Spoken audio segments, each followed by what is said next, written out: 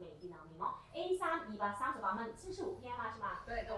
Hello， 大家好啊，我 Ken 啊，係啊，呢個咧都係台灣做直播啦。咁我第二次嚟㗎啦，係啦，咁同上次嚟咧都冇乜點變，係啦。呢個係 Akimia 嘅一個台灣嘅公司。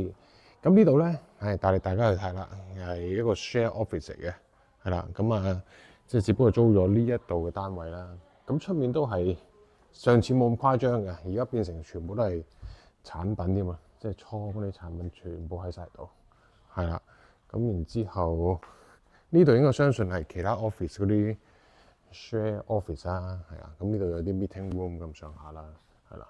咁啊，我唔知啊嚇，即係以前呢度係未咁快有咁多產品喺度嘅，而家多咗。咁啊，梗係啦，其實已經係過半年啊，即係差唔多1年至年半前嚟呢度㗎啦，我都已經係咁，所以多咗啲產品都唔奇嘅。因為咧，其實本身嗰個初創人咧係一個博士嚟嘅，咁啊對個產品嘅質素好有執着，係啦。但係咧，阿佩芝咧即係亦都攞個博士啦，雙博士添啊，好後生嘅，咁攞雙博士都幾勁，就唔係好識得行銷，係啦。咁我記得我第一次嚟嗰時候咧，我都唔係做直播，係做短片嘅。咁做完嗰次短片之後咧，就喺香港有少少迴響啦。咁啊好多直播主嚟呢度做啦。咁而家佩芝咧都係比較多參與直播。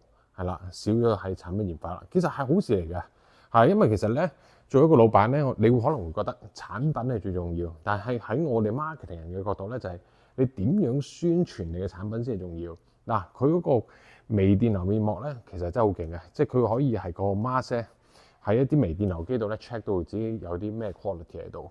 咁但係我都同阿佩芝講過上次啊，你既然你個電流面膜咁勁，係啦，即係好多亮點啦。但係有咩痛點咧？嗱，作為一個博士都答唔到我呢個問題，係啦。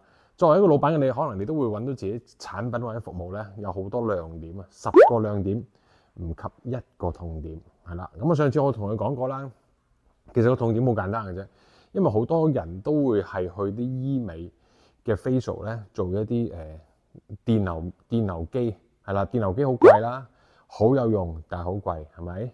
咁但係亦都係咧，即係你要特定時間去做呢啲 service 啦。咁好多人亦都未必俾到一次性嘅錢，甚至乎有啲人咧開始有啲好似社交恐懼咁樣啦，即係唔中意去做 facial，因為咧會俾人 sell 嘢，係咪？嗱，呢啲咪痛點咯，好多痛點啊嘛。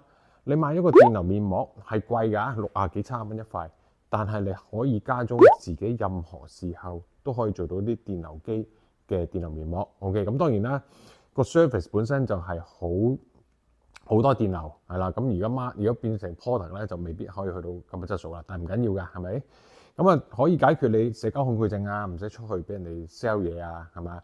好方便啊，去旅行都可以用到啊。嗱，呢啲咪痛點咯，係咪啊？所以其實老闆唔應該再喺嗰個電流面膜度再 upgrade 啊，點樣可以再加啲唔同嘅味道，唔加唔同嘅而家最流行嗰啲元素落去，係咪有 NMN 喺入面啊？係有冇男同性態入面啊？諗錯晒啦！你唔係諗亮點啊，你係諗有咩痛點啊？都市人個個都想靚，佢哋喺遇到想靚嘅過程之中，有啲乜嘢痛點 ？OK， 你解決到佢哋就會落單。其實就係咁簡單。嗱，所以作為老闆嘅你啦，我而家唔知道你哋嘅轉型嘅情況係點樣，係咪仲係 suffer 緊？要有好多租金、好多貨要去做。OK， 咁其實我覺得咧。最重要嘅一課，你要學識真係點樣去做行銷啊！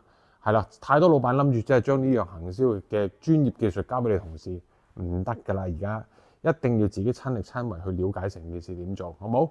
想知道點樣做，繼續留意呢個頻道，甚至乎喺下面呢條 link， 我周不時都有一啲免費嘅分享會可以俾你哋報名嘅，尤其是針對2025年老闆們 ，OK， 老闆們實在需要去學識乜嘢叫行銷啦！請喺下面嗰邊撳落去嘅條 link， 如果有得報名空間咧，盡快報名，因為我真係唔係幾多時間可以喺香港咧做到啲免費分享會俾你哋㗎，好冇？下次再見，拜拜。